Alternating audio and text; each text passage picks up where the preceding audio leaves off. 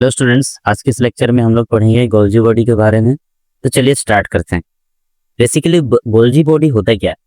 तो ये Golgi body जो होता है एक प्रकार का सेल मेम्ब्रेन है। जो सेल मेम्ब्रेन है क्या होता है कि मेम्ब्रेन बाउंड सेल ऑर्गेनेल है जो कहाँ पाया जाता है? यूकैरियोटिक सेल्स में। यूकैरियोटिक सेल्स किसको बोलते हैं? वैसे सेल्स जो जिनमें क्या होता है कि ट्रू न्यूक्लियस पाया जाता हो।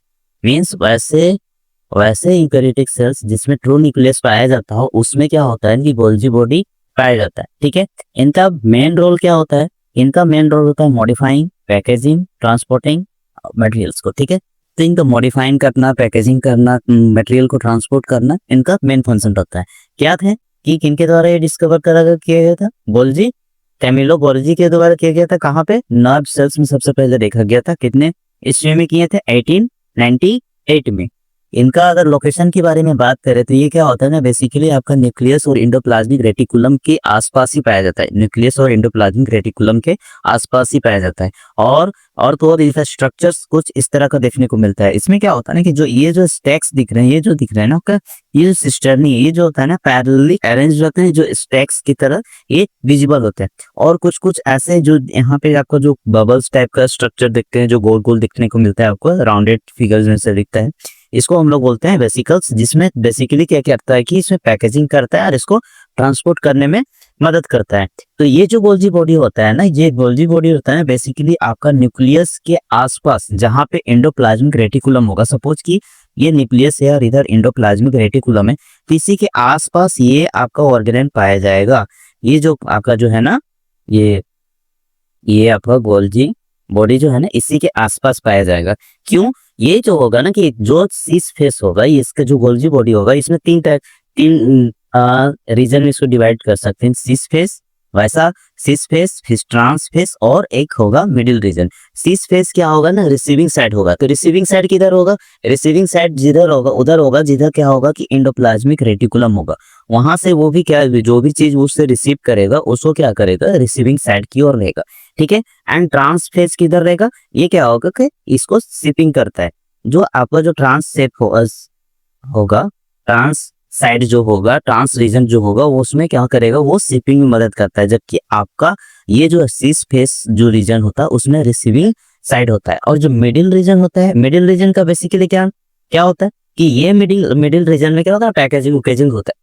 तो ये चीज बेसिकली देखने को मिलता है। अगर हम लोग फंक्शंस के बारे में बात करें तो फंक्शंस क्या होता है ना कि बेसिकली जो होता है ना कि इनका रोल जो होता है, जो भी चीज आपका एंडोप्लाज्मिक रेटिकुलम में बनता है।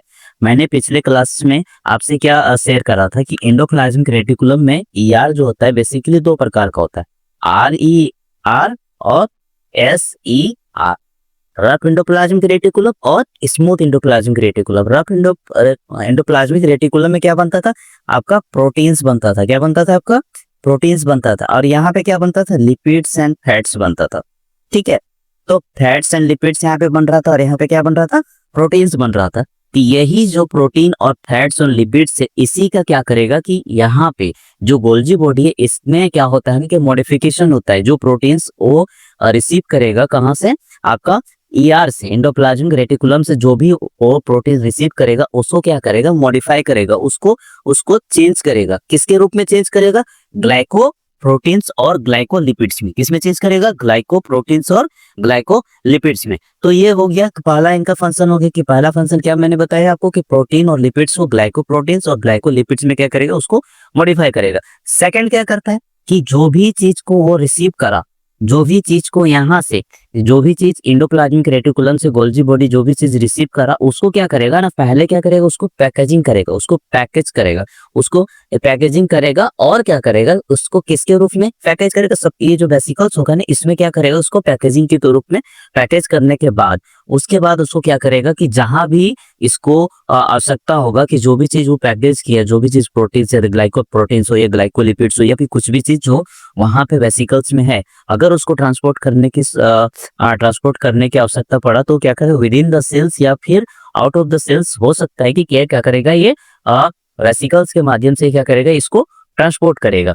सेकंड, ठीक है, ये सेकंड फंक्शन हो गया। थर्ड फंक्शन क्या करता है? Formation of secretary secretary vesicles बनाता है। सेक्रेटरी वेसिकल्स बेसिकली किसमें मदद करता है? एक्सोसाइटोसिस। एक्सोसाइटोसिस मतलब क्या होता है कि वैसा चीज जिसको बाहर निकालना हो, मैं तो वैसा सब्सटेंस जो सेल से इसको बाहर निकालना हो, सेल से बाहर निकालना हो, इस प्रोसेस को क्या बोलेंगे? एक्सोसाइटोसिस। एक्सो में से होता है ना आउटर साइड, उसको बाहर निकालना, ठीक है। तो फॉर्मेशन ऑफ सेक्रेटरी वेसिकल्स जो बेसिकली किस चीज के रिस्पॉन्सिबल होता है? एक्सोसाइटोसिस। और क्या होता है कि फॉर्मेशन ऑफ लाइसोजोम्स। लाइसोजोम्स क्या होता है ना कि बेसिकली राउंडेड स्ट्रक्चर के होते हैं। तो यहाँ पे जो लाइसोजोम्स होते हैं, यहाँ पे होता है ना कि बहुत सारा केमिकल्स यहाँ पे रहता है। तो जो लाइसोजोम होता है वहां पे बहुत सारा केमिकल्स होता है, वो किसी ना किसी चीज में उसका उपयोग कर सकता है। इसीलिए यहाँ पे जो केमिकल्स पाया जाता है ना, इसीलिए ये जो लाइसोजोम है इसको क्या बोला जाता है कि इसको सुसाइडल बैग भी बोला जाता है। इसको क्या बोला जाता है? Suicidal bag. हिंदी में बोले तो आत्मघाती थैली, ठीक है। तो ये जो लाइसोजोम होता है, लाइसोजोम का फॉर्मेशन भी कौन कर रहा था? आपका गोल्जी बॉडी फॉर्मेशन करने में मदद करता है। इसके अलावा क्या करता है ना कि ये प्लांट्स में जितने भी प्लांट्स होते हैं उनका जो सेल वॉल का जो मटेरियल होता है, सेल वॉल का मटेरियल क्या होता है? पैकेटिन, ठीक है। पैक्टिन हो गया और सेलुलोज। सेल वॉल का ये दोनों से मिलकर बना रहता है, पैक्टिन और सेलुलोज, और बहुत कुछ होता है, लेकिन ठीक है। सेलुलोज और पैक्टिन को बनाने के लिए जो आपका जो गोल्जी बॉडी है ये रिस्पॉन्सिबल होता है बेसिकली प्लांट्स में। ये एनिमल्स में नहीं देखने को मिलता है कि सेल वॉल का जो भी मटेरियल है आपका सिर्फ प्लांट्स में देखने को मिलता है, क्योंकि जो सेल वॉल होता है वो प्लांट सेल्स में पाया जाता है, ना कि एनिमल सेल्स में, ठीक है। तो ये आपका क्या हुआ कि पैकेटिन बनाया और सेलुलोज बनाया। सेकंड, ये था आपका फिफ्थ फंक्शन। अब सिक्स फंक्शन में क्या करेगा? ये प्लाज्मा मेम्ब्रेन का कंपोनेंट्स को भी बनाने में मदद करता है। मींस प्लाज्मा मेम्ब्रेन जो है उसको बनने में, बनाने में या फिर उसके ग्रोथ में मदद करता है। कौन मदद करता है? आपका गोल्जी बॉडी। तो बेसिकली इसका क्या फंक्शन होता है, एक बार मैं फिर से रिवीजन करा देता हूँ कि एंडोप्लाज्मिक रेटिकुलम में जो न्यूक्लियस के आसपास में जो पाया जाता है एंडोप्लाज्मिक रेटिकुलम, यहाँ से जो भी चीज फॉर्मेशन होगा, खास करके प्रोटीन्स और आपका फैट्स और लिपिड्स, ये क्या होगा कि जाएगा आपका यहाँ पे जाएगा, यहाँ से फॉर्मेशन होके आपका गोल्जी बॉडी में जाएगा। गोल्जी बॉडी वो क्या करेगा? उसको पैकेजिंग करेगा, उसको उस जो प्रोटीन से पहले मॉडिफाई करेगा ग्लाइकोप्रोटीन्स और ग्लाइकोलिपिड्स में, एंड देन उसको पैकेजिंग करेगा और जहां पे भी उसको आवश्यकता हो उसको क्या करेगा? ट्रांसपोर्ट कर देगा। और क्या करेगा कि ये क्या करता है? सेक्रेटरी वेसिकल्स बनाता है जो एक्सोसाइटोसिस में मदद करता है। इसके अलावा वो लाइसोसोम फॉर्मेशन में भी मदद करता है और सेल वॉल फॉर्मेशन में पैक्टिन और सेलुलोज जो मटेरियल है उसको बनाने में मदद करता है, और इसके अलावा प्लाज्मा मेम्ब्रेन को भी बनाता है। तो गोल्जी बॉडी में इतना ही। नेक्स्ट लेक्चर में हम लोग कुछ और टॉपिक्स को कवर अप करेंगे, ठीक है। Thank you.